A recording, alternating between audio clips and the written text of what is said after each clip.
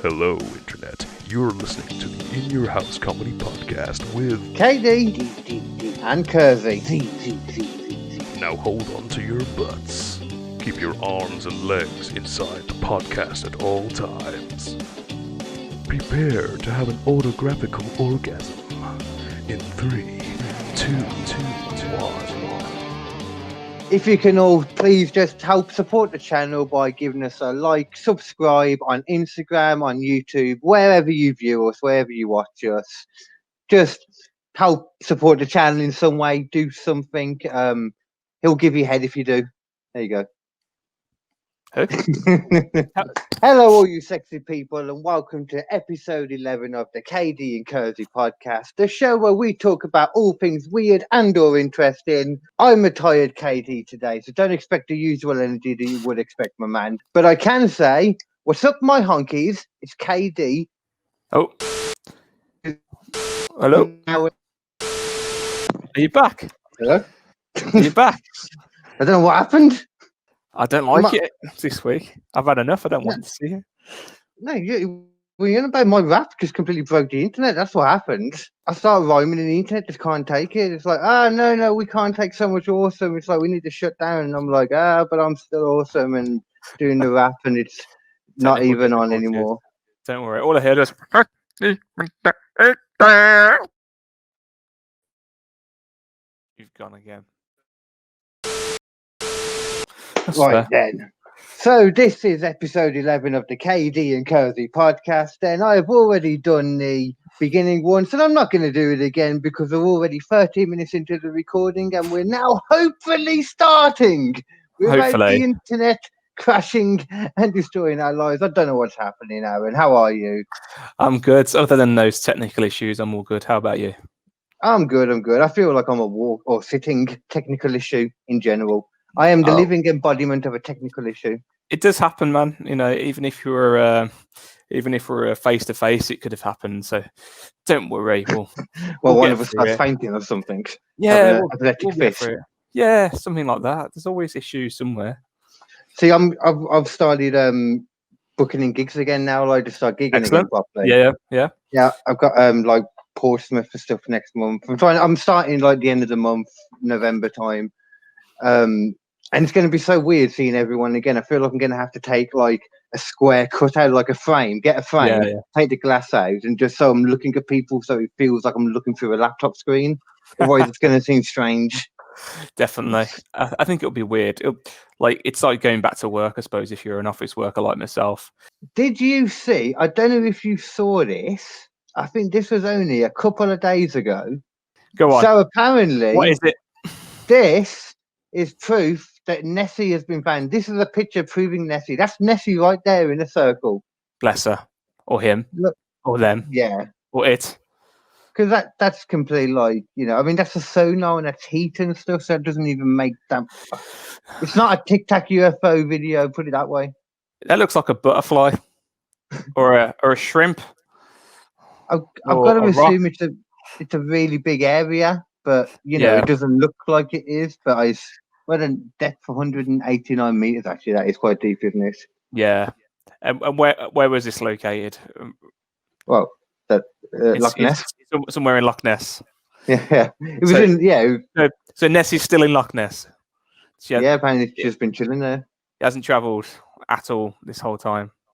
I think it's a bit convenient. Apparently the place is called Loch Ness, and she just happens to be called Nessie. Convenience? Coincidence? I think not.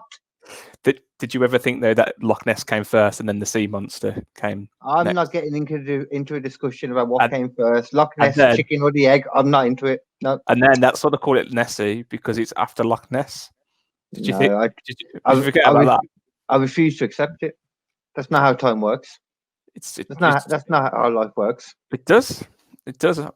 You're okay. Do you need some coffee? But I did forget to say, and joining me as ever, he is the undeniable, undisputed musical maestro of the Kd and Kersey podcast world, Mr. Aaron Kersey, aka the beautifully big-headed quid pro quo himself. Thank you. Best intro. I forgot about that bit. Thank you for my wonderful intro. You're very welcome. So how's your week been in general, man? So I had band practice on Tuesday. Mm. So that was last week because this is Monday. It's Monday. So I'll be having practice tomorrow. But yeah, not other than that, man. Just practice and just work. Work's been pretty full on, if I'm honest. Yeah, but it's good that you got some gigs sorted for yourself, which is good to see. It's slowly getting there. So there should be, I assume, from everything I've seen, there should be like more opportunities for music gigs as well coming again. Are you planning to start like gigging and that when you're able to as well? I hope so. There's a couple of places where we know we can, where people are sitting and watching. I suppose it's going to be weird, but at least people will have their full attention on you. If you're going to be in the pub anyway, for example, it doesn't make a difference if some people are on a stage playing music. No, and as long as they're spaced out as well. I mean, exactly. We're on a lockdown, aren't we? So we're not supposed to be seeing people like in their homes and stuff. So yeah, we can only do it if we go to a public like pub or cafe where there's a lot of people, so we can mix properly. We can only get in if we do it properly. If we do it properly and we mix with thousands of people that we don't know, or 30 people we don't know. And we could end up like the POTUS himself, the president of the United States, who was unbelievably, Carbo is a bitch, got COVID. But apparently it was a blessing. Did you see? It was a blessing from God. Is that what he's saying, though? Yeah, that's what he's saying. Absolute idiot. Absolute monkey. Yeah. There's something weird about it all. Either he's infecting everyone in the White House, or he's had it for longer and he's, there's got to be one of them, really. He still calls it the China virus. He's so... I think he's got dementia or something. He's like so gone. He's just not there. I mean, it is the China virus, though. I can't disagree with him in that. It was a virus that came from China. It's like people making out it's racist. It's like okay, yeah, because the Spanish flu, that hasn't always been the thing. It's just got a name, though, hasn't it? You just refer it to as its name because we know. Well, yeah, but a name. It's got loads of names. Yeah, we know he wants those Mexicans out, as he kept trying to say, and he's more xenophobic from the looks of it, more than racist. Yeah, but there's not really a huge difference between the two. Basically, he doesn't like people with a different color, even though he's quite brown himself. He doesn't like anyone that isn't in America. Like he dislikes us just as much. Yeah, although he thinks Boris Johnson's a charming chap, so Well, you have to say that he says Putin's a load of things that he hates him really because he's got all these videos of him peeing on midgets, small people. Sorry. Yes, dwarfs, mini Mexican wrestlers. So I've been trying to push it a bit more. I'm going to carry on pushing the Kd Comedy channel and the Kd Comedy clip channel, where you'll be able to find the Kd and Kersey clips as well. We'll start putting stuff on the clips a bit more. So this Friday coming, just to announce to everyone, at 7 p.m, it will be Kd's Comedian Quiz Off number 16. As always, we will have a myriad of different people that will be coming on to play, answer a bunch of ridiculous questions, and see whose brain is better at withholding ridiculous information. And joining us for the first time, will be Mr. Musician Man himself, my co-host, Mr. Aaron Kersey. How are you feeling about it? I'm excited. I haven't done a quiz since like the full lockdown, so it'd be quite nice to get on board and do some more quizzes. I think I'm ready. If you're expecting some kind of good quiz and stuff, then I'm sorry to disappoint you. Yeah, I've seen them. And you showed me some of the questions. I think I'm going to probably fail. I'm about to bring out tonight. I'm cutting up each quiz now. I'm sorry. I just brought out last Friday a highlight version of the first half of the Kd Comedian Quiz Off 15. And I'll keep doing that. I'm bringing that clip. So hopefully, there'll be more stuff anyway. That's good. Facing it, basically. Well, I've been watching and I know a little bit of what to expect. Yeah. So I'm looking forward to it. There is a fellow comedian actually though that I know from around the circuit. I don't think you've met him or you've probably seen him. But anyone who watches this stuff and is into the amateur comedy especially would know him. It's Griff. He's been on the Quiz Off a few times, actually. I know I'm going. Yeah, I'm going with him to Portsmouth for that gig I mentioned next month. But whenever me and him talk about like any kind of true crime stuff, he's done it on the quiz before as well and on a podcast before. He always takes a mick about how it's always white guys that are the serial killers and all that, you know. Always taking a mick about, and just to clarify, Griff's a black dude, you know. Yeah, and he's always taking the mick out of it. And it's like I can't argue with it either because most of the time it is white guys. Like you can't argue it. Pretty much. But I thought to honour Black History Month, in the Kd and Kersey way, I thought I would cover the story of one of the most prolific serial killers in the world with a suspected death toll of over 90 plus people. This is a story of the choke and stroke killer, aka Samuel Little. What? What's it called again? The choke and stroke killer. That's brilliant. That's a brilliant name. Whoever came It's a great name, isn't it? I haven't seen it mentioned much, but it's on Wikipedia, so that must be true. It must be true. That's where I get all my information, Kd. Hey, this is another one of those stories that isn't really covered very much. Yeah, I think we do that a lot, don't we? We find these stories that haven't been covered by a lot of people, and we come in with no information really, and we just have to just go with it. Yeah, just go with it. This is quite a recent one in a sense, though. Okay. So we begin our story September 5th, 2012. Police arrive at a Christian homeless shelter in Louisville, Kentucky. They wade through the people until they're able to locate the man they were searching for, 72-year-old Samuel Little. 72? 72-year-old. Let me show a picture of him. Let's have a look. Okay. He's said to be quite a chill man, the older guy on the right as you're looking at it. To the bewilderment of others in the shelter who referred to Little as a sweet granddad type. See him again with his mugshotty thing. He was promptly arrested in connection to a narcotics charge and extradited to California. Actually, it just looked quite a normal chap, doesn't he? Some of those photos, he looks quite happy in that first one. Yeah, he is. I mean, that looks like it's from the courtroom, but yeah, he's quite a sweet-looking guy, apparently, which will probably explain how he managed to elude the law for so long. But let's not get ahead of ourselves. Mr. No, not at all. Not at all. We can not. So he was arrested, extradited to California. However, upon his arrest, like others before that we've mentioned, Samuel Little was about to get a visit from that quirky little character we've met before that swoops in to save the day. Who is that character, Aaron? Santa Claus? No, it's the DNA fairy. The DNA fairy's back. DNA fairy. Look, excellent. Jumping around the screen, look all everywhere. It's like that Jurassic Park scene. Your DNA. that little microscopic guy, and he's like running about. Oh, never mind. All I'm thinking of is sadly, and I don't want to say it, but I'm gonna is Little Mix. The DNA. The DNA. They are all hot though, to be fair. That's fine, but they make terrible music. They do, mate. Well, no, let's be fair. They don't. They don't make terrible music. Someone else makes it for them and gives it to them. The 10 producers that they have do. There you go. There we go. Okay. Glad we're on topic. So a bit about Mr. Little's known history, first of all, though. So we'll get on to what the DNA fairy discovered.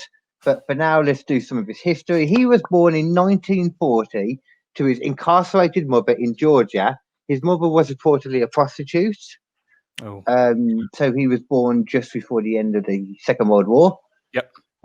He grew up mainly with his grandmother in Lorain, Ohio. He was first arrested for burglary charges at the age of 16 and would serve time in a youth detention center.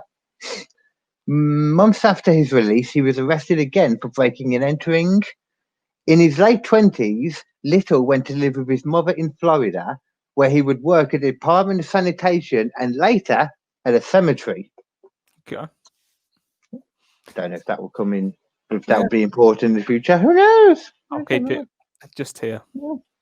I literally don't know. So. He would begin to travel much more regularly soon after this and effectively lived as a transient. Red herring, see? That cemetery wasn't important. Okay. being arrested for various crimes in 8 different states between the years of 1971 and 1974. So between 71 and 74, 3 years, arrested in 8 different states. His arrest charges included armed robbery, armed robbery, rape, theft, solicitation of a prostitute, shoplifting, a DUI, aggravated assault on a police officer, and fraud. Whew, that's a lot. That's a lot on the list. He was being busy. He was a busy man. So when was that? So 40. So 31 wouldn't he then at that time? Yeah, 31 at that time then. What year was this? Sorry. Well, by that last bit I mentioned was between 1971 and 1974. All those arrests that he had in 8 different states. So between 31 and 34. Yeah, in his 30s. Yeah, so jump forward now then to 1982. So Samuel Little was arrested in Pascagoula, Mississippi. However, this time he had apparently done a murder. He done a murder. I can't believe it. I can't believe he's done this. I know. I just can't. I knew it. I didn't see it coming. How often do we cover someone that's done a murder? Oh, it's crazy. I can't believe this. I mean, ignoring the fact that at the beginning we mentioned that, like he killed 90 plus people, suspected of killing 90 plus people. Yeah. That doesn't matter. Don't forget the rape as well. Don't forget the rape. And the theft. Forget the rape. Yeah. But we spoke too soon again, my friend. Okay. Because he was charged with the murder of 22-year-old Melinda Rose Lepre, but a grand jury eventually decided not to indict him of murder, presumably based on a lack of evidence. Okay. Now, you might be wondering why. Yep, I am. Yep. What do you reckon? Well, he's got an alibi, probably. False confession. Didn't have enough evidence on him. Any of those means that we normally cover. They'll find something, won't they? So I'll give you the official reason. I reckon, because where was this? Yeah. So, however, during this time under investigation for that murder that we were talking about, he was also transferred to Florida and charged with the murder of someone else, 26-year-old Patricia Ann Mount. So that happened, and the trial, I believe, during the whole time they were deciding the other stuff with the other thing. So during this trial, Little was identified by witnesses as being the man who was with her on the night before her disappearance. However, due to apparent mistrust of the witness testimonies, Little was acquitted of murder in 1984 and moved to the 619 San Diego, California straight after that. It doesn't really give much explanation, though, as to why they were mistrusted. Okay. But it's back then, it's Florida. Yeah. It's a black guy. I could imagine maybe there's some racism involved. Like they think maybe they're only saying it's him, because he's black, and they're like, yeah, let's do it to him, And that could then make the other one afraid of doing it, because they might be seeing the same manner. Because of course, it does make sense. You come across it a lot, don't you? Where racism comes into effect with some of those cases. So yeah, exactly. And especially one thing we've learned now is that it still takes effect now in the criminal system. So it's definitely going to take effect 40 years ago. Yeah, definitely. And also in the opposite way too, because to quote an old friend of mine, every action has an equal and opposite reaction. Where's that from? It might be the same man actually who said there are 2 things that are infinite in this world: the universe and human stupidity. I love Einstein. I was going to say, is that Einstein? Yeah. Oh yeah, that was Einstein. Yeah, fair. Wait, hold on. Was it Einstein? You know what? There might have been Isaac Newton, actually, the first one. Could be Isaac Newton. I think the first one was Isaac Newton, but the second one was definitely Einstein. Yeah. So in January 1984, as we've already said, Little was acquitted for murder then, for both of those murders. By October 1984, so 9 months later, he was arrested again. This time for the kidnapping, beating, and strangling of 22-year-old Laurie Barrows who miraculously survived. Wow. Good. Yeah. Makes a change. Yeah, and once again as well, a month later, Little was also found in the backseat of his car by the police with another unconscious woman. She'd been beaten and strangled, but obviously she was unconscious, so she was alive too still. Wow. The balls on him, though. His car was parked in the same location. So that second one where he had her in the car, his car was parked in the same location where he attempted to murder Laurie Barros a month before. What a piece of crap. Yeah, man. The audacity of it. So I imagine, after like those 2 cases, where he just got let off, he felt invincible at that point. He was like, "Fuck you!" Yeah. Just gonna do it anyway. I'll get away with anything. Okay, so Little would be sentenced to 2.5 years in prison for these crimes, and was eventually released in February 1987 and reportedly moved to Los Angeles. So he went to jail for trying to kill 2 people for 2.5 years, and that's okay, apparently. Is that all he got for 2 people? Yeah, for attempting to kill 2 people.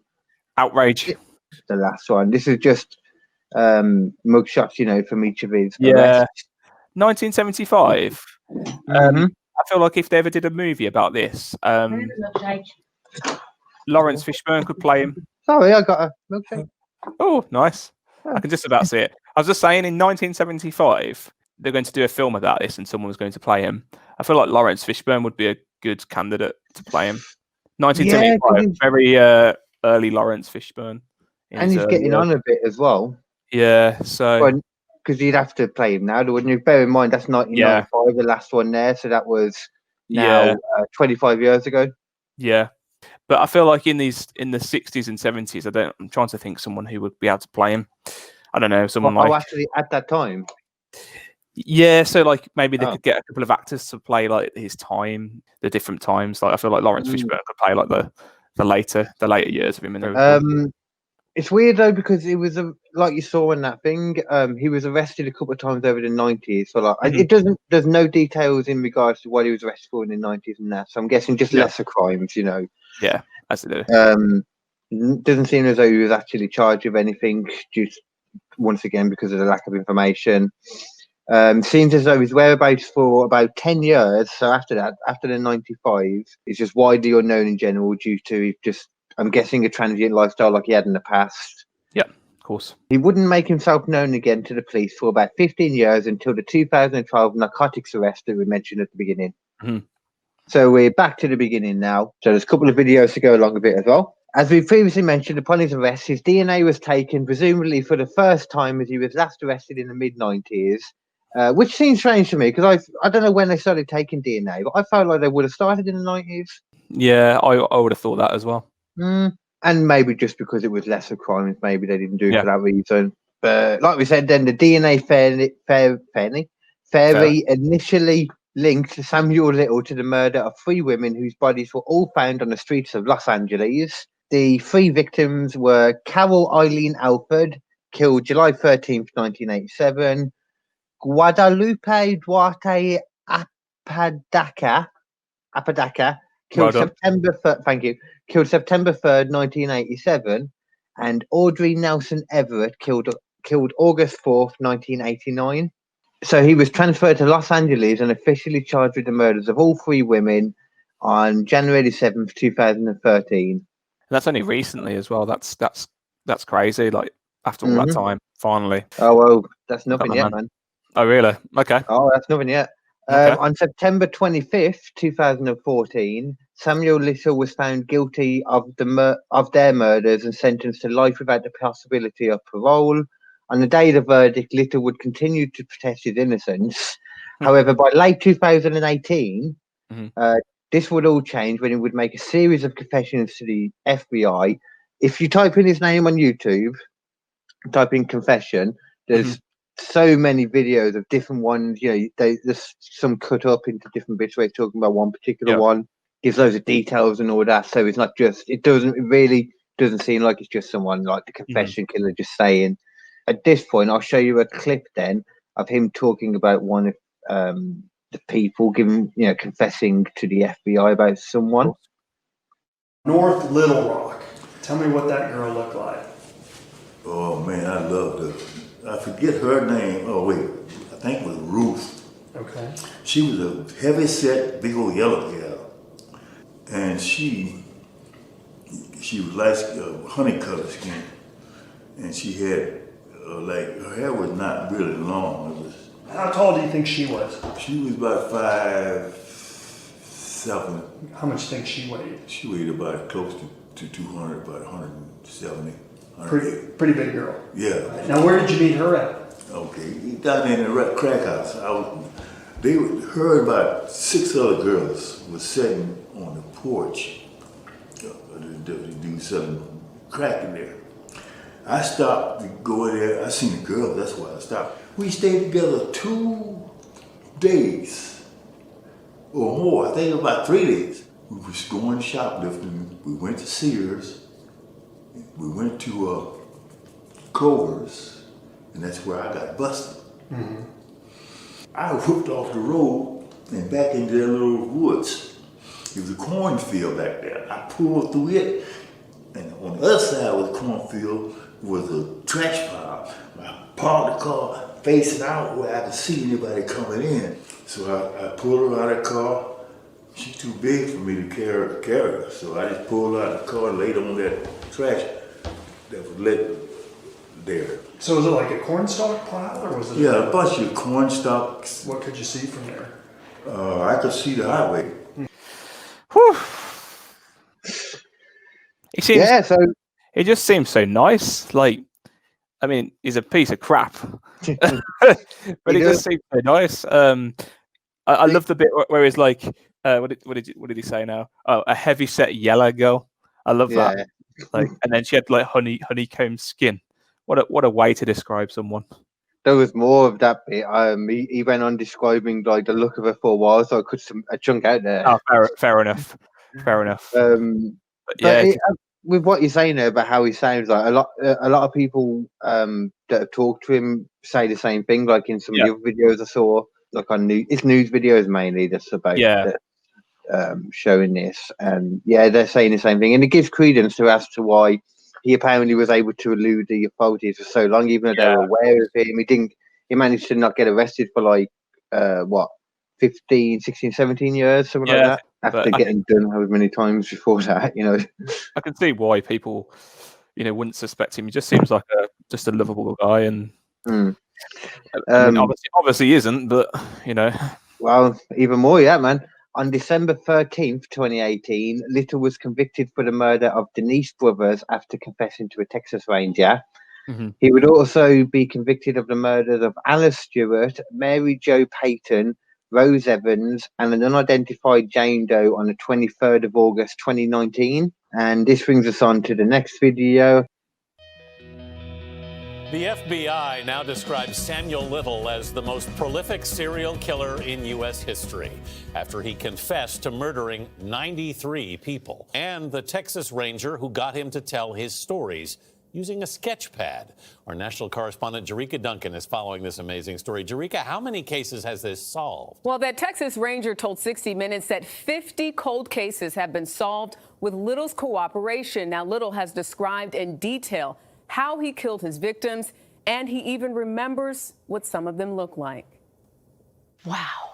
These are all of his drawings. These are all his. These are the faces of some of the women serial killer Samuel Little says he's killed. 1972. Right, yes. When you come up in there, Over the course of 700 hours of interviews while in prison for murdering 3 women, Little confessed to Texas Ranger James Holland that he'd killed many more. What city did you kill the most in? Miami and Los Angeles. And how many did you kill in Los Angeles? Los Angeles, approximately 20. The 79-year-old is believed to have murdered 93 people in 19 states from 1970 to 2005. That's more than triple the number of people Ted Bundy confessed to killing. I have to say, it's a pretty decent drawer. Yeah.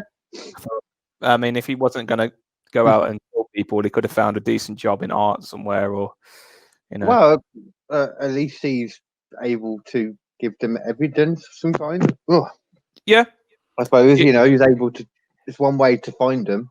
if there's anything we can take away that from this story, it's that. Via the sketches of victims that Little has made, along with further confessions, he has been linked to a further 54 murders as of now officially, but he has been linked to more and more every day. The investigation is still ongoing. As I said, they believe it's over 90 plus, but it could go further because it's still going now. They're still doing it. Oh, really? He's still alive. Yeah, he's 80 now, still going. Like the one was only August last year, so. So I presume you're going to tell me, but where did he get this prolific name from? It's something I don't really know, but I'm guessing Fair. it's something to do with the rapey stuff and the chokey stuff, the stroke and choke. Stroke and choke, yeah. And I think that there might be a chance that the DNA that was found might have come from a bit of a pumpy, if you know what I'm saying. I see what you're saying. Semen.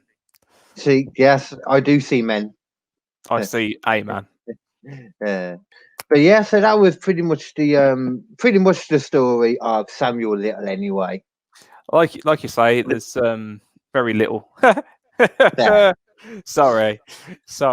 Oh no, it's nothing, man. You want to hear the story of what happened to his brother, Stuart? Oh really? What happened? Turn into a mouse. So naturally, as you can imagine, though, various people have been released from prison that were wrongly convicted of the murders that have since been discovered to be committed by Mr. Little, that's Samuel Little. Now, to be fair, though, if it was me and I was released from jail after spending years falsely imprisoned, first thing I would want to do is get that nasty prison stink off of me by buying some sexy ass clothes to scream creativity rather than I'm a chav bitch. And there is only one place to go for that. You know it. I know it. They are the official sponsors of the Kd and Kersey podcast. It's Nobody's Priority Clothing.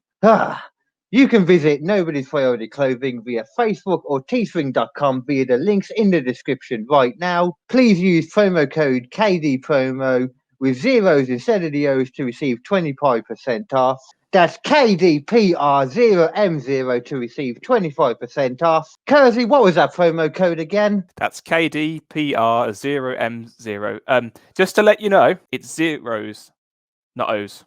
Zeros? Mm-hmm. We didn't mention that. I'm glad you did. Thank you. That is KDPR0M0, as Aaron said, to get 25% off. Nobody's Priority Clothing, available via Facebook and teespring.com. Help support the channel by buying some sexy ass clothing today. We thank you. Thank you. Okay, and I'm done. Oh my god. That segue then, you didn't even know it was coming. I did not. It really caught me out. I may as well been having sex with that segue with a condom on because I was not even there. God. Speaking of not having condoms on, and you're a dad, right? I am. How many children do you have? Do you enjoy being a dad? No, they're dickheads. I'm sure when your sons are old enough to watch this podcast, they'll be like, "Dad, you effing arsehole." Nah, it's great being a dad. It's one of the best things. It gives you purpose forever, which is good lovely. No, this is a serious question, and I'm honestly genuinely interested. Because my story today, Carl, it's a tale about a dad. Like your story, it's very little information. It's something that was included on, I think, the iPlayer app a couple of years back, called Reported Missing. It was one of the episodes off there. You know how we normally have a little script. I'm kind of just going to go off scripts today because I know it a little bit, but you know we'll just breeze it because I messed up. Kersey's going rogue. Kersey's going rogue. Everyone, hold on, everyone. God. But yeah, it's a story about a lady by the name of Tracy Hardy and her boyfriend John. In the documentary, John doesn't really want to reveal his identity. So he's, you know, when you get those documentaries and they're blacked out. And with the voice modulator. That's it. I don't think in the documentary it's his own voice. As I say, it's a story about these two people. They're in a relationship together for a couple of years. and John, he decides to break it off with Tracy. So we got Tracy Hardy, John. I think they're from Macclesfield, if I remember rightly. Well, Tracy's certainly from Macclesfield. That So, place. yeah, I mean, all my stories are from up north now. I don't know what's going on. Well, I literally don't know where Macclesfield is. I haven't got a clue. It's like just outside of Manchester. I'm terrible at geography, so I might even be wrong in this. So I do apologize. You're terrible. I assumed it was America. Did you? Yeah. This is an English-based story, Cole. Cool. In the UK. Well, mine wasn't at all what we're talking about. So they, of course, they broke up. Tracy texts John to say that, I'm pregnant. She's texting him saying, "Yo, I'm preggy's love," and she's like, "You're the baby daddy." That is correct. They weren't together at this point, but obviously she wanted to include him in the child's life. It turned out it was a boy. His name was Tyler, or so we thought. That was what I was originally going to call Max, my oldest. Really, that's interesting. Yeah, we were going to do that, and then I'm not going to say too much because there is a twist to this story. And I'm not going to just say anything just yet. I was going to give you the full details, but I think I'll leave it up to the end. There we go. I think I heard the bit that you said that you didn't mean to say, so I'll cut that out then. That's fine, don't worry. And this bit. And that bit. And now this bit. So basically, John had seen Hardy when she claimed to be heavily pregnant with Tyler, and shortly after she had called him, claiming up to have given birth the day before. But he first saw his son when he was 10 weeks old, and he became instantly attached, as you would, as being a parent. I don't know if it was the first time. Not much is said about this, but either way, being a parent, must be great. So it's not like people say where most dads don't get that instant attachment. Women seem to have that click in their mind because it's like an evolution thing, but men, they take longer. And I think a lot of guys worry when they haven't got that instant connection like the women do. Yeah. No, that's fine. I mean, that makes sense. I've heard of that before, but this guy looks like he genuinely had some connection. Yeah. So, of course, but fair play to him. And he'd see him regularly. Yep. I think it was every other weekends. Great contact. Unfortunately, things take a little bit of a turn. As we know, in certain relationships, Tracy stopped good old John from seeing Tyler for up to about 2 years or something like that. For no actual reason, I'm guessing. Yeah. Well, but there is a reason. We will get to it, I promise. Okay. We will. I forgot to point out, by the way, do you like the monkey thing? My mum did that. It's cool. That is. That's really cool. Is it quite big? It's not that big. Look, it's all little mini. It's like little mosaic diamond things put on like a sticky thing. Fair play. I like the little scenic view as well. I don't know what that's from. That was the only painting I've ever done. That's really good, man. Well done. Thank you. I like painting, but I just never get a chance to do it. I like creative stuff. Yeah, it's good. I think John ended up fighting for custody over Tyler. She'd actually cut off all contact with John in 2015. So I think she just stopped replying to him. And then after 2 years of not seeing his son, so this will be in 2017 now, John decided to call the police and report his son missing. After 2 years? Yeah. This is what I don't get. I'm just like, why 2 years? Why? It's like, that makes no sense. Why would you wait that long if you're not got a court order to not see your kid? Yeah. So I think he'd spent. I think it was 15 grand on maintenance and legal fees for custody battles, and he hadn't even seen his son. Oh, what did he lose the custody battle? That's why he didn't see him for 2 years. No, did she get full custody? Oh, no. I think they were going through it. They're trying to go through it, and at that point, that's when he got fed up and phoned the police. So, well, I mean, if he didn't see the kid for 2 years, then it's like, I don't get that because it's like, no matter what, that would never happen. I would never, you know what I mean? I'd never let that happen. I'd always make sure. Yeah, that's it. That's the thing, and obviously he's upset. He wants to see his son. Tyler means a lot to him. So yeah, after phoning, I think it was the Cheshire police. You hear the phone call actually. So police searched for Tyler through social services, who had no record of the child, and they were told by Tracy Hardy's neighbour they'd never seen a child go into her house or out of her house. Well, social services were told that. Yeah, they did some digging.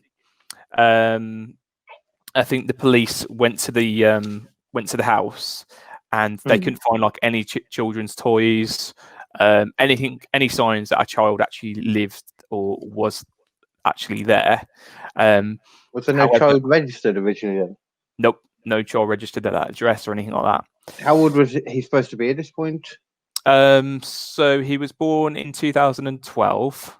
2012, and this is 2015, did you say? So it's this will be 2017 now when he got the police to search for him. So yeah, as I say, they went in, couldn't see any sign of a child being there. So they confronted Tracy Hardy. I think they brought her in for questioning. Confronted her I think at work, and she told them they had the wrong woman, and she'd never heard of Tyler or John. And then later she denied all knowledge a second time when asked again. I don't know what your thoughts are on this so far. But... So she said she'd never heard of the kid. Yeah, or John. She thought, fuck him and the kid. But she'd done court battles with him. Yeah. Which, okay. Yeah, exactly. I love the fact, first of all, the one who's we're questioning if they're real or not is Tyler. It's basically Fight Club. Yeah, it's a little bit actually. Yeah. Oh, we shouldn't talk about that. No, we shouldn't. That is the first one. So get this right. I think on the third time that the police interviewed her or questioned her, she admitted that she did know John, but insisted that John was making up the child's existence, saying Tyler doesn't exist. John's nuts. Tyler's never existed. I just did a court battle for nothing. Yeah, so I don't know what he's on about. I don't know what's going on. So as I say, they conducted a search, and again, found nothing anyway. So the cogs are turning. What's going on? What do you mean? There's no child. So yeah, it's a bit of a weird one. When I came across this on YouTube, I was really intrigued by the title. I was just like, I think it was like this man's child doesn't exist ? Is that like the main thing? Is there a resolution to this at all? No, I'm just going to leave it. No, I'm joking. I didn't think that was. Just, so I don't get how this could be the case. How she could make that out in any believable manner, like, because all they would have to do is look at the court stuff. I mean, with this one, there's not much of a backstory about it. I think, obviously, of course, when you're a father or a mother and you share a child with someone, you pay certain fees towards the upbringing of that child, don't you? When you've got your you make an agreement of how to support that child. So I guess they had that agreement. John was going to see this child every other weekend. There's even photos of him and this child and Tracy all together. And these photos were pointed out when brought to the police, saying, this is John, this is Tracy, and this is Tyler. I think, if I remember rightly, when they showed it to Tracy, she was just like, I don't know who that is. Just some kids who just photobombed us over and over and over. I don't know who that is. So it's just it was just so confusing. I mean, I know this is something, like we said before, that never happens on this podcast. It just doesn't happen at all. No. But I feel like someone might have done another murder or something. Okay. Interesting, because the police did suspect that something like that could have actually happened, or a kidnapping, or like trafficking or something like that. As we all think when we watch or hear stuff about this. So there is there is a final outcome of this. So eventually, the police managed to track down Tracy's 16-year-old daughter. Doesn't give a name. She actually identified the child, thought to be Tyler, as the child of a family friend of her mother's. Oh, I'm just going to let that sink in for a bit. So, who was it that said that again? So you've got Tracy Hardy had a 16-year-old daughter. Yeah. She was tracked down by the police. A photo of Tyler, and John and Tracy all together was brought to her, and they asked who it was, and the daughter identified the child in the photos as a family friend's child that Hardy used to look after.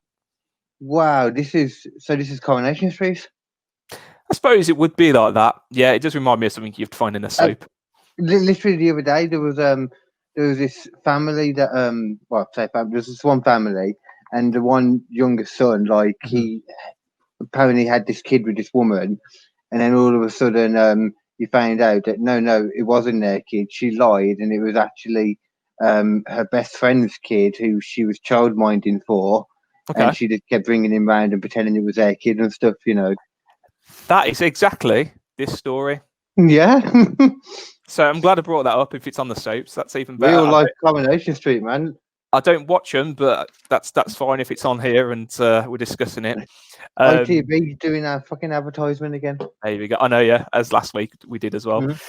But yeah, exactly exactly how you've explained it there. When they got in touch with this family friend, so they had to all this rigmarole of chasing people. So they got in touch with her. They also didn't want to be identified, and they confirmed that their son had spent time with Tracy Hardy as like a childminder. She looked after him from time to time.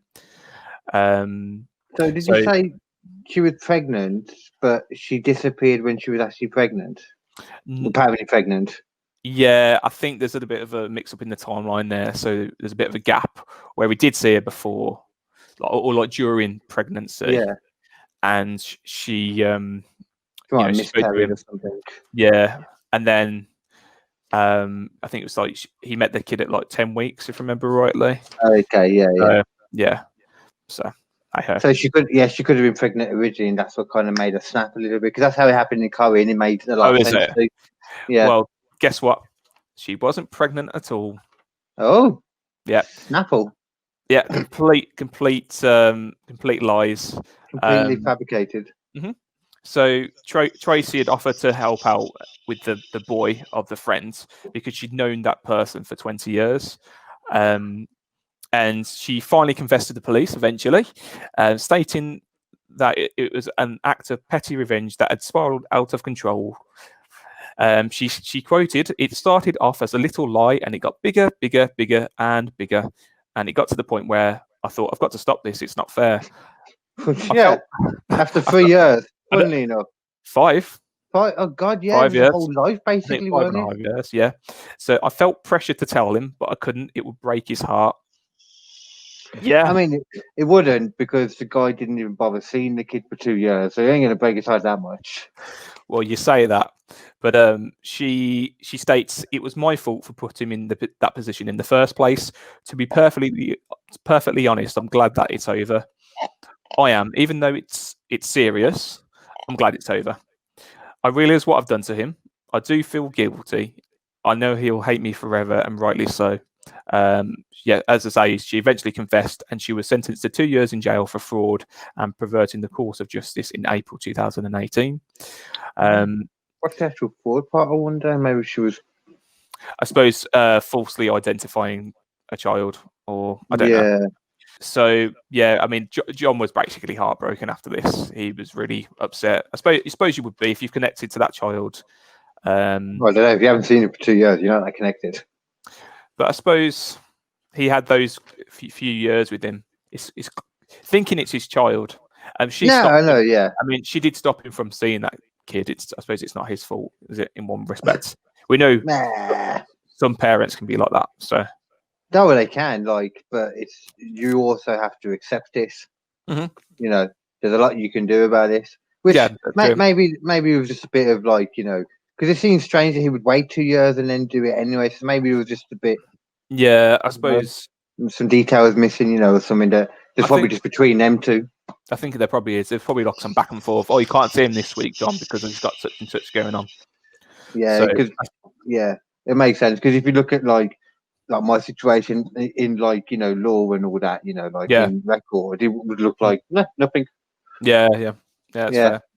But I mean, he did, as I say, he did bond to him because he actually kept one of his bottles that he used to drink out of, and a shoebox that once contained the pair of his first shoes that he'd brought him, and admits he will never get over the loss of him. So it's almost like he's died. Oh, that was when I was watching Corey. I was thinking about it. I was thinking that's really the only way you could react to it, because it's like. Not grief. When you have a relationship and you can't see that person anymore, it's like it is like grief. You go through the stages. That's it, and that's the same. And you can't keep seeing the kid because it's just going to confuse the kid too. Yeah, it definitely will. I mean, it is sad, and I suppose it would have been nice if he was able to see him because he's got that special connection. But I think it'd be weird. He did write a letter to the boy's real parents with a phone number in the hope that he may contact him one day. Yeah, if he got old and remembered him and all that. I think he also wrote to them stating, "I need to tell you how much light and joy he brought into my family, my life and outlook on life. We loved him and we still love him. It has been the biggest shock of my life finding out that he was not my son. I can't describe how devastated I was, and I don't think I'll ever get over this. You must be smashing parents to have a smashing boy." So yeah, as I say, he wrote to them and expressed his wishes to maybe see him again one day, but much more has been stated like about how far that's gone. So, and I don't think it would be healthy either. No, do you? Really? No, not at all. Not for the kid. If she was a bit older, if it carried on but I'm guessing it was getting to the age where she was going to be more aware of this isn't normal anyway. Yeah. Absolutely. By that kind of age. But you do see the photos on the documentary, but obviously you see Tracy's face, so she's not being hidden. And then John and the child's face are blurred, but you can see him sitting on his back and playing with him in these photos, and it's just so bad that this pure, I don't know, just a pure lie, like just pure. She manipulated the whole manipulative, just some power trip thing. Like manipulated the whole situation for her, as I say, like as a power trip, for her gain, her financial gain. Basically, he's paying these fees to child support to a child that doesn't exist. So where did that money go? Probably in Tracy's back pocket. How did she manage to do that, man? If there's no registered child to begin with. She probably didn't do it for is it CSA or something like that? I can't remember now. Maybe, just unofficial. Like backhand. You can do that. It counts just as much if you do it. If you have an unofficial agreement between yourselves, and then they don't get a portion of it either. Because when you do for the CSA, they get a portion too. Stupid. Oh, weird. Stupid. Nice. I suppose they've got to make money somehow, haven't they? To be the middle man in this situation. Yeah, I suppose. But yeah, I mean, there's not much more information about Tyler's real name. He, hopefully, he's having a good life, with his real parents and not his fake dad.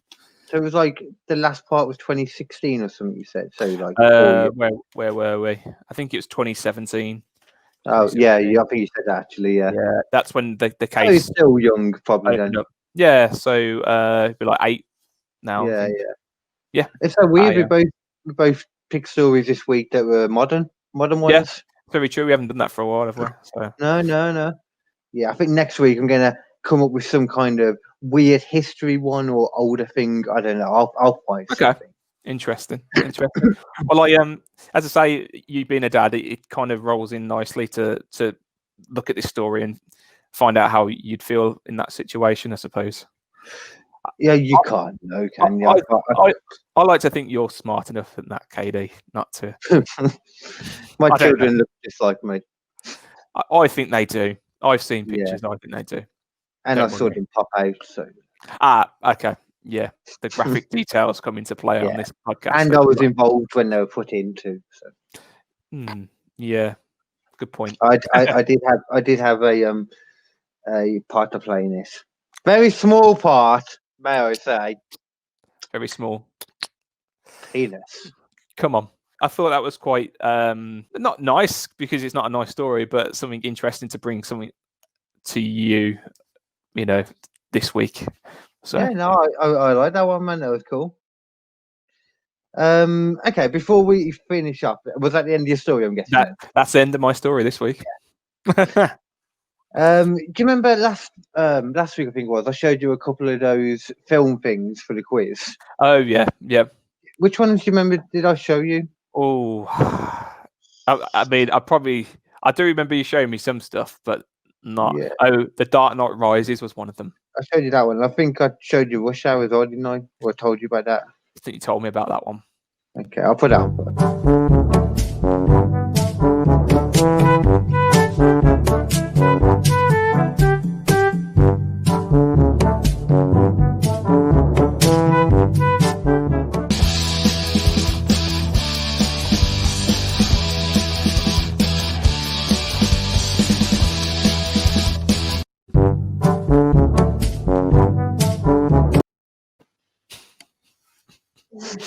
Do you know, I was looking at that and I was like, is that you? I think it's because you got the glasses on. I couldn't quite make it out, man. You should know this one, what it is.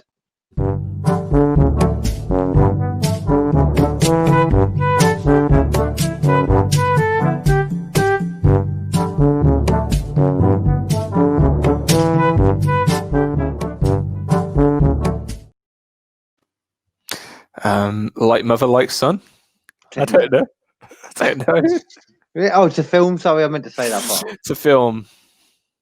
Woman Mask. The Mask. There you go. The Mask. Which one? Which mask? Just The Mask. The Mask. The Mask. Steven Stoltz or Jim Carrey. Eric Stoltz. Wasn't that other one just Mask rather than The Mask? Yeah, but catch you out there, couldn't we? I don't know. I'm just guessing, to be honest. I just like Jim Carrey. I think you're right. You want to? Have you seen the cold open for the new SNL? It's no, I don't have. It's Alec Baldwin as Trump.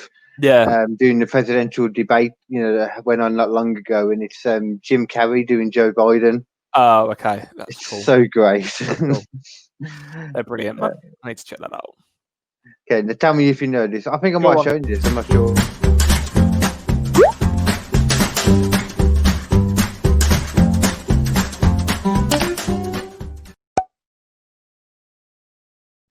Back to the Future. There you go. See, this is your training for next Spider-Man. You're gonna kill it. I'm gonna train you up, and you're gonna whoop everyone. Oh, these are the ones that were last week.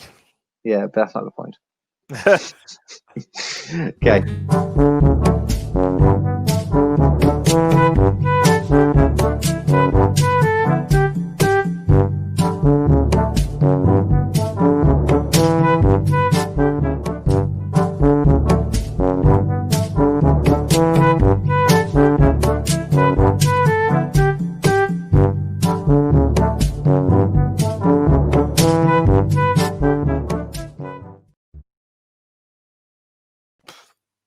Clockwork Orange. No. Crushed orange. No. Orange Crush. No. Don't focus on the orange. Okay. Or on the fact that it's an orange. The orange is important, but not the fact that it's an orange. It messed up a little bit, just to clarify. I was expecting to be able to get all the flesh inside out easier. Okay.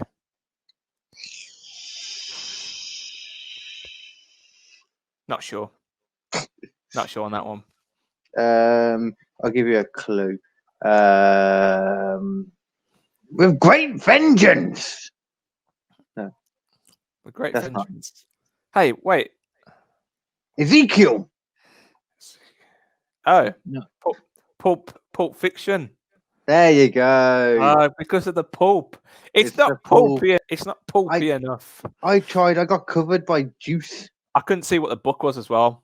It was a fiction story. It was just a fiction book. Yeah. Okay. I don't even know what book it was. I think it was. Did anyone get that? I know. Yeah. A couple people actually. Wait. Yeah. I think one person did, or two people. Not everyone. I'm gonna suck next week. I might not do that round. I haven't decided what I'm doing yet. Fair. All right then. I think we're good, then, aren't we, then, dude? I think we do have number 11 in our bag, and as always, just want to thank you for not leaving me on my own and producing this and co-hosting with it, and thank you for all our listeners and watchers as well.